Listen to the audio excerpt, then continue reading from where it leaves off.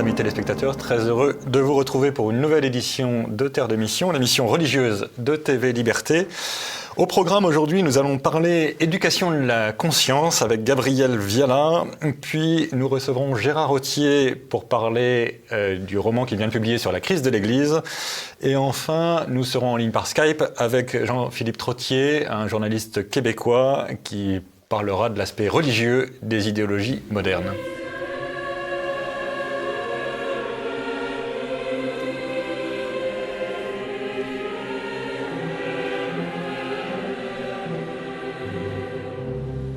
Et donc tout de suite, je me tourne vers Gabriel Viala. Bonjour Gabriel. Bonjour monsieur. Merci beaucoup d'avoir accepté notre invitation. Vous venez de publier chez Artege un livre qui s'appelle « Éduquer la conscience dès l'enfance ». Ça vient après plusieurs livres que vous avez publiés sur l'éducation à la chasteté, sur la féminité, sur un certain nombre de sujets d'éducation et de vie chrétienne normale, saine en quelque sorte, saine. Avant d'être sainte, il faut d'abord avoir une vie saine. Et moi, je trouve que c'est un très beau point d'orgue, alors momentané peut-être, mais un très beau point d'orgue de vos précédents ouvrages sur comment est-ce qu'on fait pour apprendre à nos enfants à discerner le bien et le mal et à repérer le bien et tant qu'à faire à le suivre. Alors, comment est-ce que vous en êtes arrivé d'abord à vous préoccuper de ce genre de sujet? J'imagine que c'est sur vos enfants d'abord que ça s'est passé. Alors, je vous remercie de rappeler en fait ces divers ouvrages parce qu'ils m'ont préparé en effet à l'éducation de la conscience. Donc le titre c'est « Dès l'enfance », mais j'y traite tous les âges de la vie. Donc j'y traite bien entendu l'adolescence, l'éducation à la chasteté dans l'adolescence, d'une façon différente de mes précédents ouvrages. Et puis mes divers engagements pour la vie et pour la famille m'ont fait percevoir toute la nécessité de la conscience, en particulier la conscience droite des époux, par exemple, dont parle Paul VI dans Humanité. Et dans le terrain, en fait, sur le terrain pratique, je me suis rendu compte que le sujet de la conscience était délicat, qu'il y avait énormément de quiproquos sur la conscience. Pour la majorité de nos contemporains, et donc aussi des catholiques, on dirait que la conscience, c'est une opinion personnelle, que l'individu détermine ses propres valeurs et qu'il juge à partir de ses valeurs ce qui est bon ou non. Donc il a énormément de mal à comprendre qu'il y a un ordre établi par Dieu, en fait, et qu'il faut le découvrir à partir de notre intériorité, de notre conscience. Ça, c'est un premier... Donc, c'était un premier constat. Découvrir, en fait, qu'on ne parlait pas de la même chose, quand on parle de la conscience. Alors, moi, j'entends la conscience comme le sanctuaire, c'est ce que nous dit Jean-Paul II, un lieu qui est plus intime à nous-mêmes que nous-mêmes. Et c'est l'endroit où nous recevons la loi de Dieu, enfin l'ordre naturel des choses, et donc en particulier la loi naturelle, et nous en approchons, et c'est la loi de la conscience qui fixe notre loi. Voilà, alors le cardinal Newman exprime cela très bien. En fait, il reprend le peu que saint Thomas d'Aquin nous dit sur la conscience, en nous expliquant qu'il y a une loi objective, une loi naturelle, une loi divine, que donc nous devons recevoir comme telle, qui va traverser l'intelligence de façon unique et personnelle. Ce qui explique que selon les époques ou selon en fait, les déformations que nous avons subies, nous ne percevons pas tous la loi naturelle de la même façon. Et en réalité, nous avons tous besoin d'une purification pour y adhérer toujours davantage. Alors, lorsque nous avons la grâce de connaître la révélation, elle nous aide à adhérer aussi davantage à la loi naturelle. Mais disons que tout homme de bonne volonté, normalement, c'est accessible à la simple raison. Mais... Et alors, du coup, Newman arrive à tenir, on pourrait dire, des écoles sur la conscience un peu... qui toutes peuvent nous aider, de comprendre la conscience comme un lieu, donc le cœur profond, dans le sens biblique du terme, de le comprendre comme une voie qui nous enjoint à faire le bien et à éviter le mal. Alors ça, c'est plutôt saint Augustin qui a cette définition de la conscience que l'Église reprend dans le catéchisme de l'Église catholique, même si les paragraphes du catéchisme de l'Église catholique peuvent paraître quelquefois un peu nébuleux parce qu'ils sont complexes. On ne sait plus si c'est une voie ou un lieu. Moi, j'ai préféré dire c'est à la fois un lieu, c'est une voie, et c'est aussi une loi objective. Donc c'est aussi. Et ça, pour le coup, c'est plus saint Thomas. Quand saint Thomas dit une conscience erronée oblige, évidemment, on a l'obligation d'éclairer sa conscience pour trouver le bien, mais la conscience en nous est la voie de la loi. Voilà, c'est-à-dire qu'en fait, il y a 2 grands principes à suivre. C'est qu'à la fois, il faut toujours suivre sa conscience, et à la fois, c'est pas parce que nous suivons notre conscience que nous ne sommes pas dans l'erreur. Absolument. Voilà. Et alors, ce que j'ai moi aimé vous présenter dans ce livre, et qui tient compte de l'expérience, en tout cas de mère de famille, c'est que très souvent, c'est a posteriori que nous nous rendons compte, par justement la peine, la tristesse, un certain nombre d'indications en nous, que nous nous sommes trompés. Et ces premières erreurs, on pourrait dire de la petite enfance, vous voyez, quand l'enfant arrache le goûter de sa sœur ou de son frère, ou qu'il détruit sciemment quelque chose qui a été patiemment construit par son grand frère, il ressent une tristesse. Et là, c'est peut-être l'éducation, enfin la maman en l'occurrence, ou le père, qui peut arriver à mettre des mots. Alors, et ça va être très délicat de ne pas sanctionner trop fort. Enfin, il faut que l'enfant fasse l'expérience qu'en lui, il a une indication du bien et du mal. C'est ça. Voilà. Et donc, c'est ça qui est paradoxal, c'est que nous construisons, enfin, nous formons aussi notre conscience par différents biais, mais aussi par l'expérience. Et ça a été une des motivations de cet ouvrage, c'est que je pense qu'on n'a pas assez insisté sur l'aspect de l'expérience, de la conscience. Le cardinal Newman, pour ça, est un précieux guide. Voilà, un très bon maître, parce qu'il nous montre, enfin, dans ses différents ouvrages, comment lui fait l'expérience de la conscience jusqu'à devenir catholique. Parce que j'aime beaucoup la phrase de Newman là, que vous citez en 4e de couverture, qui dit que c'est le premier de tous les vicaires du Christ, ce qui est une appellation tout à fait extraordinaire, parce que la conscience en nous, enfin, quand on l'éclaire correctement, quand on l'écoute aussi correctement, y compris quand c'est pénible à entendre, c'est la voix du Christ, quoi. Et on sait aussi que ça nous procure la paix, quoi, de suivre sa conscience, et a fortiori quand elle est éclairée. Oui, et puis Newman, voilà, dans le même style, nous dit que la conscience est un prophète.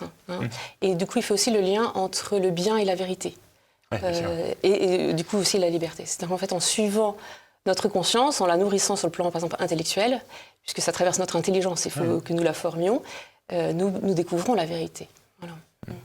Oui, et puis encore une fois, c'est la logique de conscience erronée oblige, c'est que ce que nous croyons être vrai devient un impératif pour notre volonté, en quelque sorte. Donc évidemment, on peut s'être trompé du point de vue de la vérité, on peut croire vrai ce qui est faux et inversement, mais on est tenu de suivre sa conscience, y compris quand elle nous dit une chose fausse. Oui, et donc c'est extrêmement exigeant pour l'éducation. Absolument. En fait, c'est aussi extrêmement exigeant pour l'accompagnement spirituel.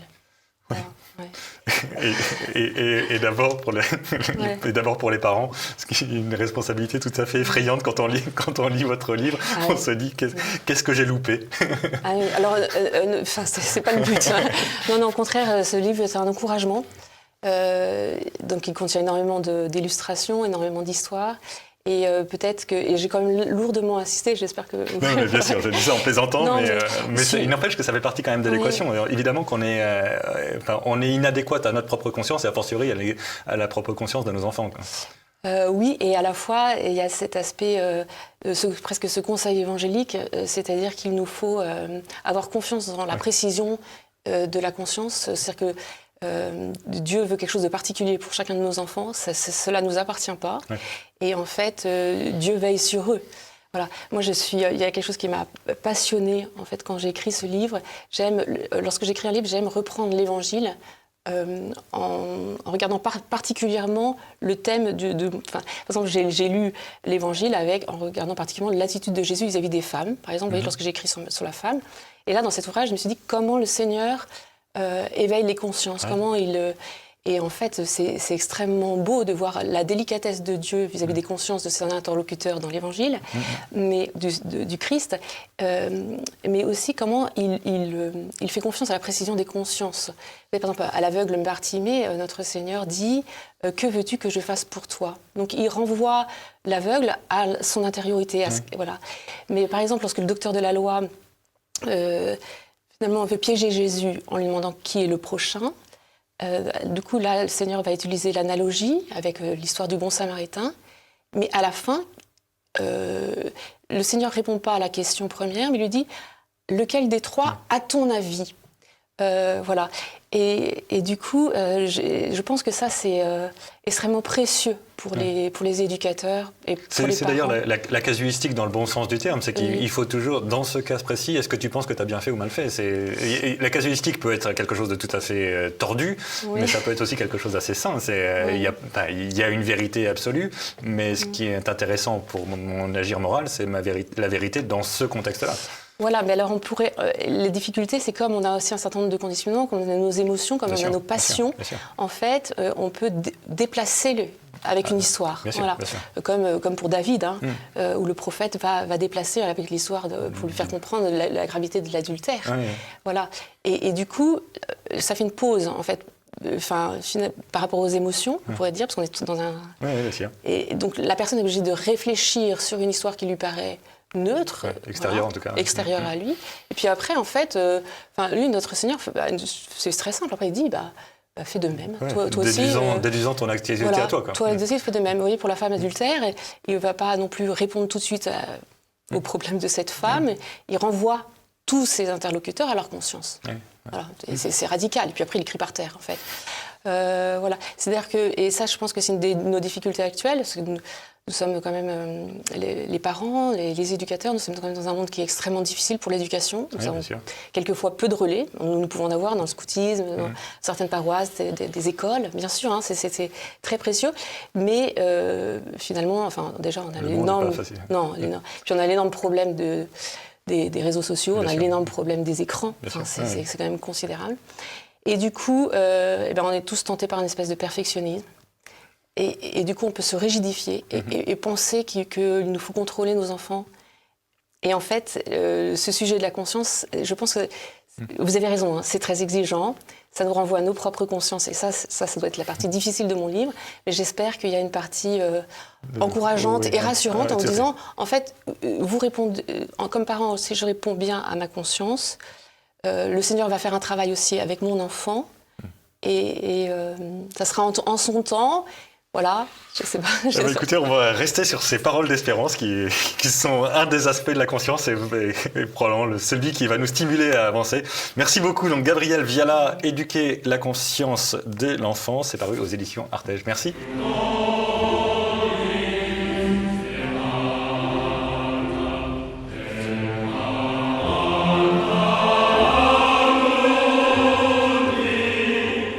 Revenons sur le plateau de Terre de Mission et j'ai le plaisir d'accueillir Gérard Rottier. Bonjour Gérard. Bonjour. Merci beaucoup d'avoir accepté notre invitation. Vous venez de publier un roman sur un sujet pas facile qui s'intitule « Moi, Bob, curé de Saint-Frusquin » et c'est un roman sur la vie de plusieurs prêtres, dont ce fameux Bob, au milieu de la tempête que traverse l'Église depuis les années 60, pour faire simple, quoi. Qu'est-ce qui vous a donné l'idée d'écrire un roman sur ce sujet, encore une fois, pas évident, quoi. L'idée principale, c'est que beaucoup de personnes, catholiques, croyants et même non-croyants, constatent que l'Église traverse une grave crise. On parle même d'effondrement. Ouais. Et il y a une question qui revient sans arrêt, c'est comment avons-nous pu en arriver là? Ouais, c'est ça. Et ce livre répond à cette question. Je me suis remis en mémoire ce que j'avais vu, lu, entendu, et tout au long de ma vie, puisque j'ai connu la période d'avant le Concile, pendant le Concile et après le Concile, et je me suis rendu compte que toutes ces dérives, ces perversions et ces suppressions ont amené la situation que nous connaissons aujourd'hui. Alors, l'idée générale, sans dévoiler, parce qu'évidemment, chers téléspectateurs, il faut lire le bouquin, c'est plus intéressant que ce qu'on va en dire, mais l'idée générale, c'est que Bob, donc évidemment c'est le diminutif de Robert, qui est un prêtre et qui veut absolument qu'on l'appelle Bob, qui est un prêtre très progressiste, envoyé même par le Parti communiste au séminaire pour être ordonné alors qu'il croit ni à Dieu ni à diable. Et donc qui soutient toutes les dérives les plus progressistes, organise une petite coterie de prêtres de sa tendance, déprave ceux qui sont des braves gens, et en fait tout ce que vous écrivez, évidemment c'est probablement un peu caricatural de mettre ça sur une personne, mais tout ce que vous décrivez, on a connu des prêtres qui ressemblaient à ça, quoi. Bah oui. C'est pas du tout, c'est pas de l'imagination en quelque sorte. Il n'y a pas d'imagination. Tout ce qui est dit dans ce livre, c'est réellement passé. Ce sont des faits. Alors, bon, j'en ai rajouté sur le personnage, qui n'appartiennent pas au personnage, parce que ça se fait un peu dans les... C'est pas véritablement un roman. Disons que c'est un peu romancé. Il y a un peu d'humour, parce que la situation est quand même assez noire. Hein. Oui, bien sûr. Donc, bien sûr. Je pense que si j'avais décrit brutalement tout ce que j'ai vu, ça aurait été sinistre. Hein. Ouais. Donc, j'ai essayé de le traiter un peu par l'humour. Mais ces prêtres, nombreux, ceux qui, après le Concile et après 68, se sont emparés des postes de l'Église, des postes clés, ont chamboulé tout, de suppression en suppression, et on est arrivé à la situation que l'on connaît. Et donc, ces prêtres, ils ont fait énormément de mal. Avec une persécution des bons aussi qui est très, très frappante dans votre livre. Donc, il y a d'un côté l'espèce vraiment de la perversion où on prend des petits jeunes qu'on pousse au péché pour pouvoir les tenir. Et puis, de l'autre côté, ceux qui tiennent, on les marginalise et on les conduit quasiment au désespoir, quoi. C'est un constat que j'ai fait... dans un diocèse où j'ai vécu 30 ans ou plus.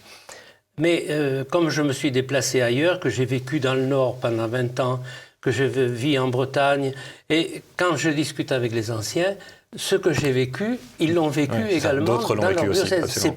C'est pas à cantonner dans le diocèse où j'étais, où j'aurais pu pas au début, je pensais. Hein, c'est un diocèse très à gauche, très anticlérical, bouffeur de curés, dont je me disais, ils doivent être imprégnés de ça et tout ça. Mais quand je suis parti ailleurs, je me suis aperçu que tout le monde avait vécu à peu près ces situations, pas exactement les mêmes, mais du même genre, et que donc c'était dramatique, et il fallait les dire, les poser sur la table pour les corriger, parce que sinon, alors il y a eu des corrections qui ont été faites aujourd'hui, mais bon, la situation reste dramatique. Absolument. Et alors, vous dites aussi, et pour moi c'est pas la seule cause, mais c'est un des aspects de la question, vous dites aussi qu'une partie des perversions, tout ce qu'on a eu comme révélation plus ou moins arrangée sur des abus sexuels en particulier, vient entre autres de ces coteries qui ont utilisé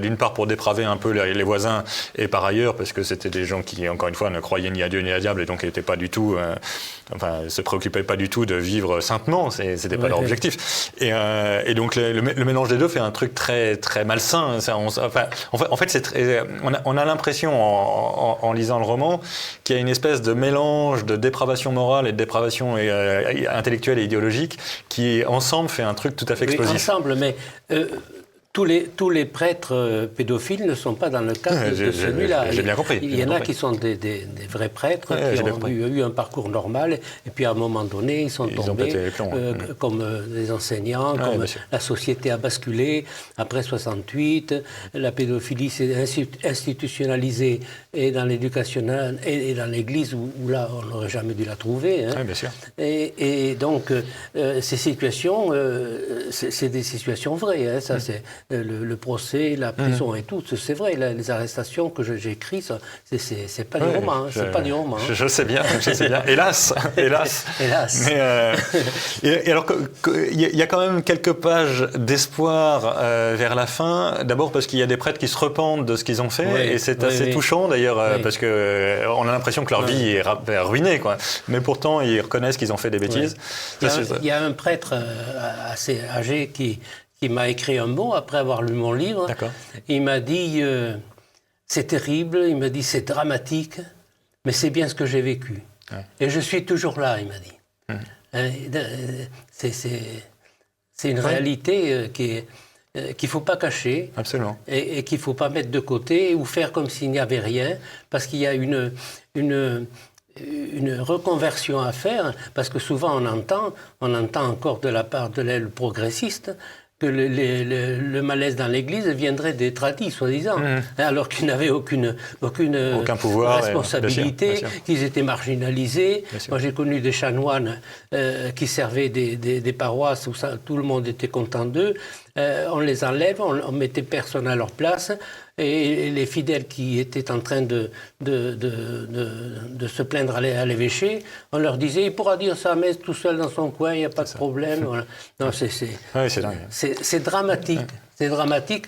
Et je crois qu'il faut le dire parce qu'on entend surtout le camp adverse qui veut nous faire croire, alors que c'est absolument faux, que c'est les côtés tradis, qui empêchent la marche normale de l'Église et tout, alors que cette marche, elle va dans le mur, et elle a conduit ce que nous connaissons aujourd'hui. Alors, donc il y a dans les choses positives, il y a la repentance, le repentir plus exactement, au moins d'un des prêtres. Puis il y a aussi le fait, vous l'esquissez un peu brièvement à la fin, que les derniers papes ont fait quand même des efforts pour restaurer en quelque sorte la doctrine, la liturgie, la morale. Par exemple, Benoît XVI s'est beaucoup attaqué aux abus sexuels, et à juste titre évidemment, mais il reste un énorme travail à faire en quelque sorte. Il reste un énorme travail à faire, et puis Jean-Paul II a fait un énorme travail. Pas simplement sur le plan de la doctrine, mais il y avait le problème du communisme, l'Église était mal, et puis à l'époque, Jean-Paul II, il a été pape une vingtaine d'années. Oh, plus que ça même. Ouais. Plus que ça. Personne n'en parlait dans l'Église. Ouais. On ne le citait pas. Les prêtres, on ne le citait pas. Moi, une fois, j'avais organisé un pèlerinage avec les AFC pour aller voir Jean-Paul II à Lyon, à Paray-le-Monial. Je téléphone à l'évêché pour demander s'ils organisaient quelque chose. Voyez la SNCF, on m'a dit. Oh, incroyable. On en était là. Merci beaucoup, donc Gérard Rottier, moi Bob, curé de Saint-Frusquin, un roman qui hélas n'est pas vraiment un roman sur la crise de l'Église, c'est paru aux presses de la Délivrance, maison d'édition qui m'est chère puisque je la connais un peu. Merci beaucoup cher Gérard. Merci.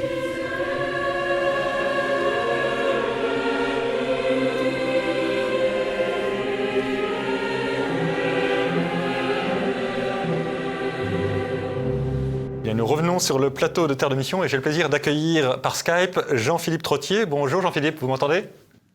Oui, je vous entends très bien. Comment allez-vous ? Très bien, très bien. Merci beaucoup d'avoir accepté notre invitation. Vous venez de publier aux éditions Artege un livre qui s'intitule « Les illusions dangereuses ». Et le sous-titre, c'est « Comment les idéologies nouvelles asservissent l'homme ». En fait, moi, ce qui m'a intéressé, notamment dans le contexte de Terre de Mission, ce qui m'a intéressé, c'était l'aspect religieux, para-religieux, anti-religieux, qui a un rapport avec la religion de façon générale, de ces idéologies nouvelles. Alors, vous parlez beaucoup du marxisme, du féminisme, tout ce qui tourne autour du wokisme, en quelque sorte. Et alors... Qu'est-ce qui vous pousse à voir cet aspect religieux ou anti-religieux dans ces idéologies ? Ces idéologies, comme tant d'autres, tournent autour du statut de la victime, la figure de la victime. Et je remarque aujourd'hui moi je viens du Canada, du Québec, et chez nous c'est assez fort parce qu'on est près des États-Unis. On a quelqu'un qui se réclame de la victime, du statut de victime, a d'entrée de jeu un statut particulier. De supériorité, en quelque sorte. Il y a de vraies victimes, on est d'accord là-dessus. L'histoire est jonchée de victimes aussi, d'agresseurs, etc. Sauf que le mot victime, aujourd'hui, a un coefficient de sacralité qui, à mon avis, il ne devrait pas avoir. Et c'est là où je vois la patte du religieux, mais du religieux dans le pire sens du terme.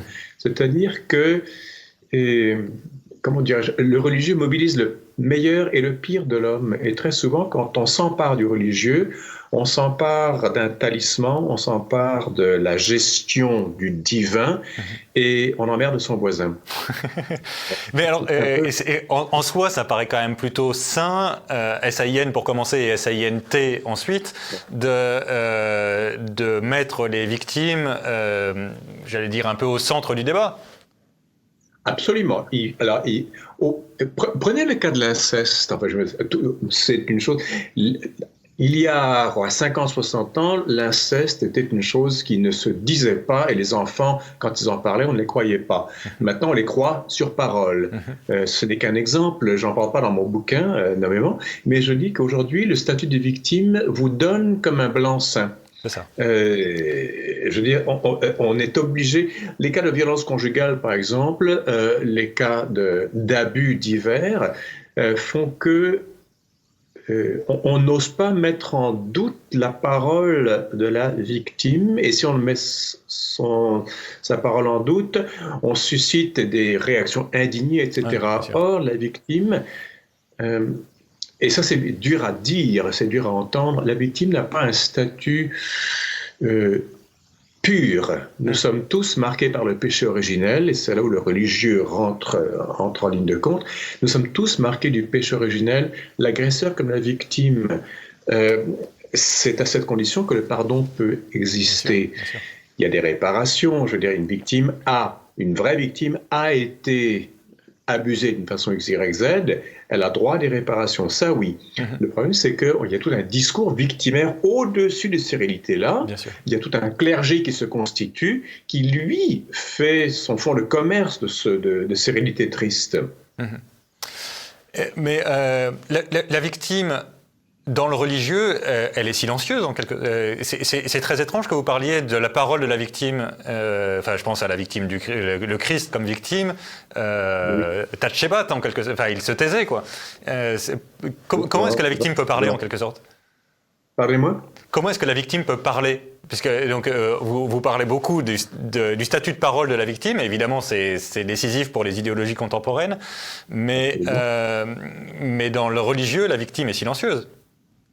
Dans le religieux et dans le psychologique, la vraie victime est silencieuse parce qu'elle n'a pas assez de marge pour pouvoir gueuler ou se plaindre ou pleurer ou dénoncer. Elle est tellement occupée à lécher ses plaies, à sauver ce qui peut être sauvé. Ce n'est que beaucoup plus tard qu'elle pourra parler, si tant est qu'elle parle.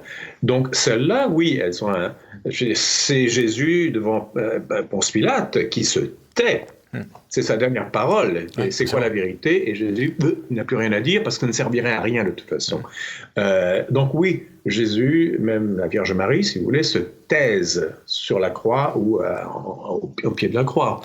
La vraie souffrance, elle est muette, malheureusement. C'est ça. Le problème, c'est qu'il y a la souffrance et aussi le discours sur la souffrance et qui ne coïncident pas toujours. Et ça, je parle de victimes, enfin, vous ou moi, n'importe qui, on est passé par ce genre d'histoire-là, et quand ça va très mal, on se roule en boule, puis on se la boucle. Ce n'est que plus tard qu'on pourra parler. D'autres gens vont vouloir prendre toute la place autour d'eux et dire « je suis victime », certains voudront avoir le monopole de la victimisation, et c'est là où les choses se gâtent. Et c'est là où je parle d'idolâtrie. Ouais. Oui, c'est ça, effectivement, il y a un aspect d'idolâtrie, c'est-à-dire on sort le religieux de son contexte pour le mettre à notre disposition, pour le gérer dans des contextes humains de rapport de force. Absolument. Et le religion, malheureusement, se prête très bien à ce genre de choses-là. Dieu est de mon côté et pas du tien.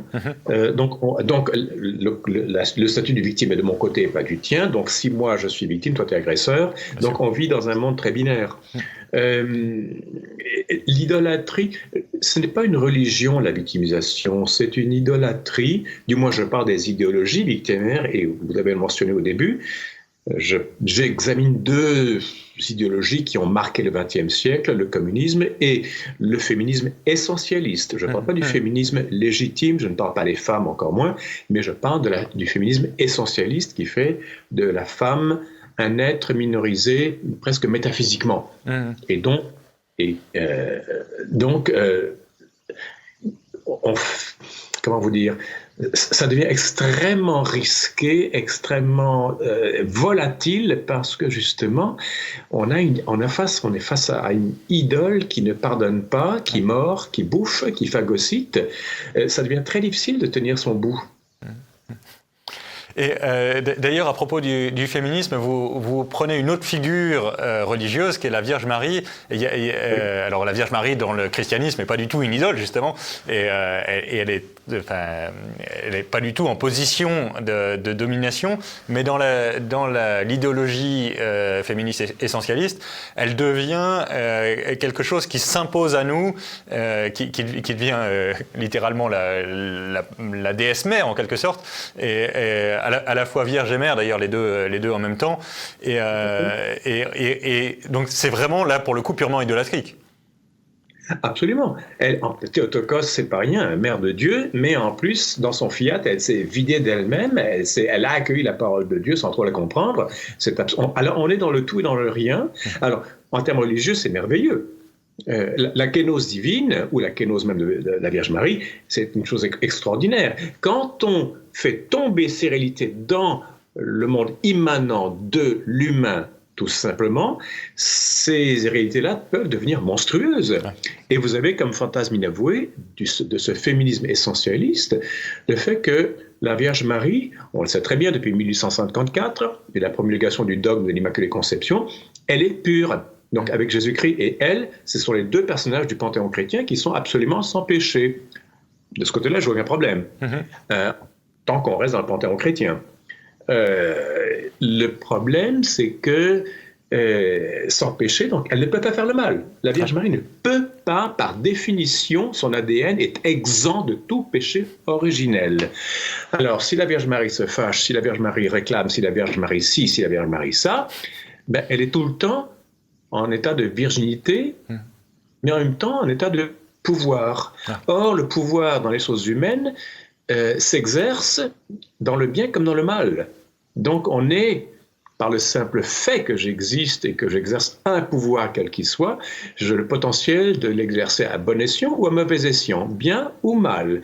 Alors, mais si je me plaque sur moi ce statut de Vierge Marie Immaculée, et qui veut le pouvoir, je peux m'enrager, je peux planter un poignard dans le ventre de mon voisin, oui, mais je suis immaculé. Ouais, donc c'est pas ma faute.